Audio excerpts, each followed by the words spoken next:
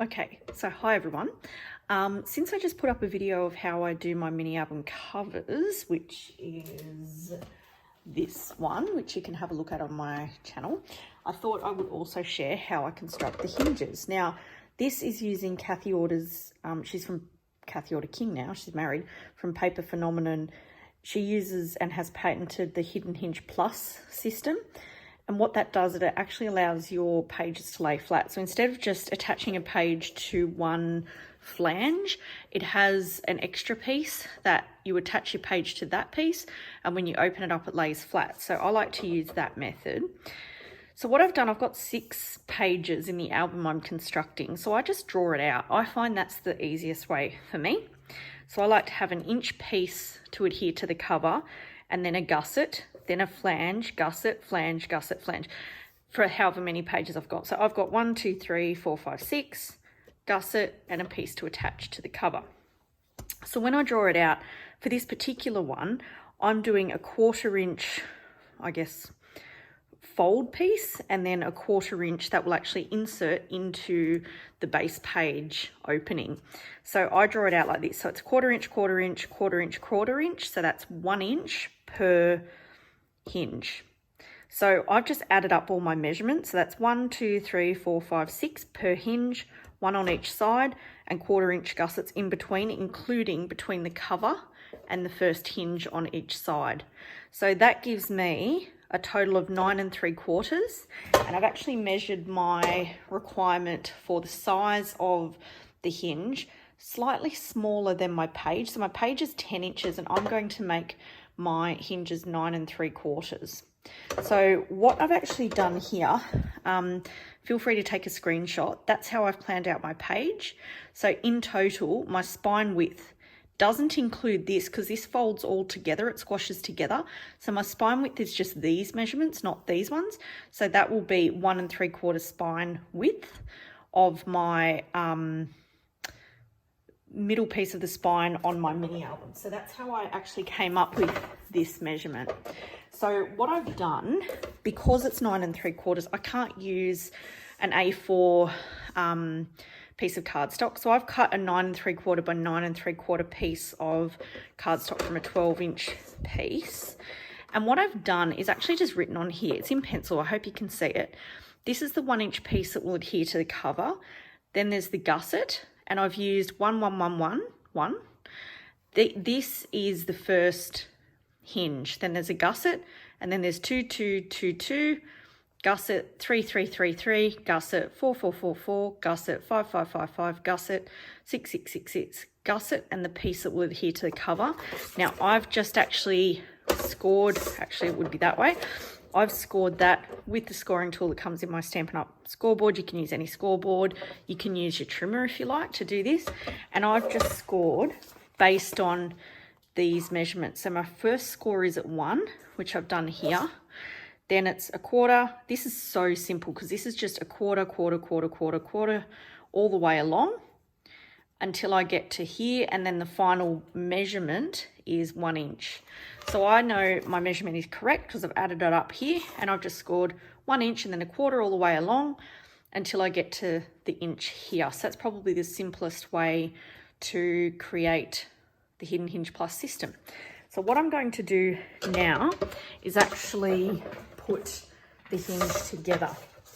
Now, what I'm going to do is use some score tape to actually adhere these together.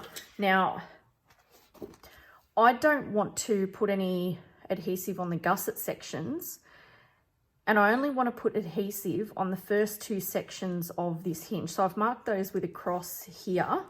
So those with a cross will have adhesive, and anything without the cross won't. So I'm just going to use my 1/4 inch score tape here. And the reason I'm using 1/4 inch, you could probably, to be honest, use 1/2 inch and just do it once. But in my mind, using the 1/4 inch, and look, it's actually going over the score lines anyway.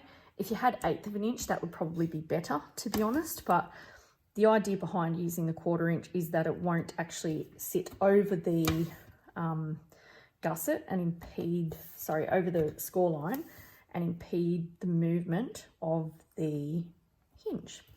So I'm going through and I'm putting adhesive, trying not to overlap. That's why I'm being a little bit careful. The fold or score lines.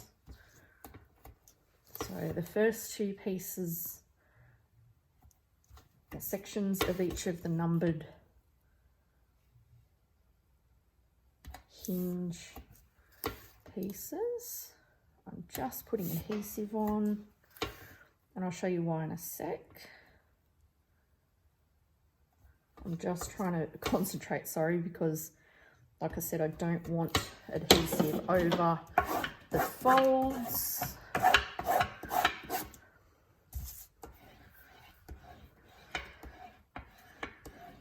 Okay, so the reasoning behind that, it's just easier to do this while it is flat.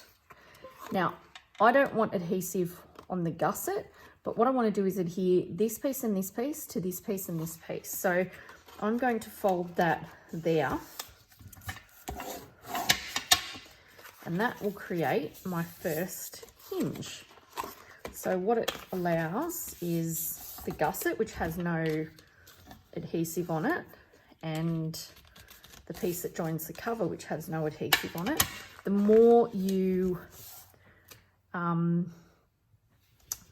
reinforce these folds, the better they're going to be. So you can't do this too much. And I think the more you reinforce the folds and break down the fibers of the paper, the less likelihood you're going to have of it cracking. So that's a good thing. Now this is basil cardstock, which is textured. I actually really like basil cardstock for hinges. I think when you use non-textured cardstock, it's not as, I guess it's not as flexible. It doesn't have the ease of movement that the basil has. So my preference personally is to actually use basil textured cardstock. So all I'm doing is just going along, and you can see these all now say gusset because these are the pieces that will be flat and in between my pages. And if you've got a bit extra, just fold it over. It's no big deal. You can cut it off if you want, but I'm not that precise or picky. So you just want to get the top part of it and fold that over. There we go, another gusset piece. The last couple of bits. That piece is underneath the backing. Fingernails make this easier, but I've just cut mine off, so of course it's more difficult. And this is the last one.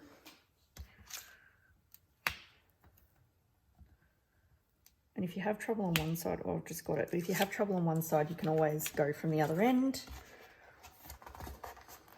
There we go. Okie doke. So I'm just going to go through each one. So basically what you have now, and I haven't probably reinforced it enough, so off camera I'll go and do that, but these are basically the pieces that now will adhere to the cover, and then you've got the gussets in between the hinges there. So all along the back of this, I will now apply adhesive. I won't make you watch that. I will be back momentarily. Okay, so I've got all of my adhesive down now, but before I do that, I actually need to fold these pieces. So what you'll see now is that I've got 1, 2, 3, 4, 5, 6, because I've got 6 pages. That's what we want. So in effect, it will look like this. Now, each one of these hinges, I hope you can see that, actually has a score mark along it. Now, the top part of the score mark is the only part of that hinge that is going to go inside the page and adhere to my page, not the top bit. That other piece will just allow the page to lay flat, as this is doing. So this piece comes up and it lays flat, which allows for the bulk of the pages once they're adhered. So I'm going to fold these over. I may as well do it while you're watching. This isn't a terribly long video. And because it's double thickness, it's folded over, at first. It's just easier to use your fingers. Now, I've only made my hinges really thin. So these will only have this tiny little 1/4 inch piece to adhere to my base pages, which in effect is a pocket, which will slip over these hinges. It's probably easier, to be honest, to make these bigger. I did this on purpose because I don't want too much of the inside capacity of the pocket to be lost by being adhered to the hinge. So I'm okay to do this fiddly work. If you're not, that's fine. Just don't make the inserts of your pockets too big, because you will lose space due to this. Now, you can use liquid adhesive. I'm going to risk it, and I say risk it because this is 1/4 inch score tape, and it will probably be pretty much the exact width of the piece I'm trying to adhere. The reason that could be potentially an issue is, I'll just stick that there, this is my non-stick mat, so that'll be okay, is that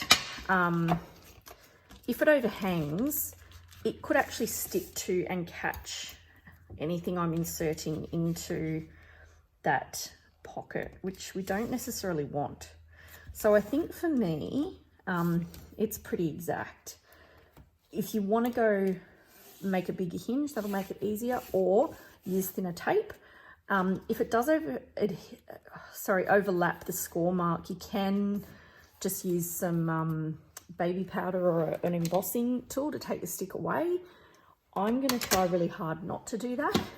So I'm going to turn this off, put all the adhesive on so I can concentrate, and I will be back. Okay, so I've got adhesive on both sides of these hinges or flanges, whatever you want to call them. Now, something I do just to make it a bit easier for myself is just dock off the corner, only on the top piece, not all the way down here. So just that bit, not that bit. And the reason for that is so that when I'm inserting these into the pages, it's just easier and it doesn't catch as much. This adhesive, you get one go. So if you get it in the wrong place, you're kind of stuck with it. So anything to just make it a little bit easier, even though it takes more time now, is certainly worth it. And the other, I guess, side benefit of doing this, it just tidies up all the overhanging tape. I'm a ripper, not a cutter, so I always have tape that overhangs, so that's ready now to adhere into my cover. Okay, so here's the cover I made in a previous video. Now you just have to choose which way you want your book to go. I think this looks great, so I'm going to open this up and just check before I adhere it down, take anything off, that this section is going to fit nicely, which it does, into the spine piece that I've created. So you can see it's pretty much perfect. Those score lines line up with exactly the edge there, which means that I'm now okay to peel off the backing here and adhere my spine to my cover.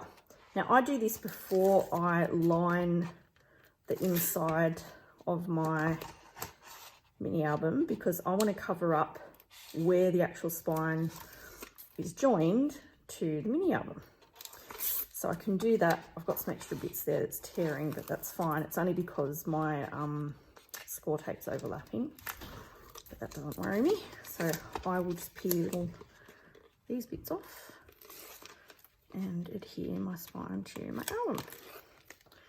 So this is where you just need to center it, top and bottom, and try and line up your score marks with your album. Okay. Now I usually do this with my hands first, then I go in with my score tool, and I just do that so I can feel if there's any issues. So I use the pointy end of my bone folder to go in between, and look, if it loosens up some of those folds, that's a good thing, so don't worry about that.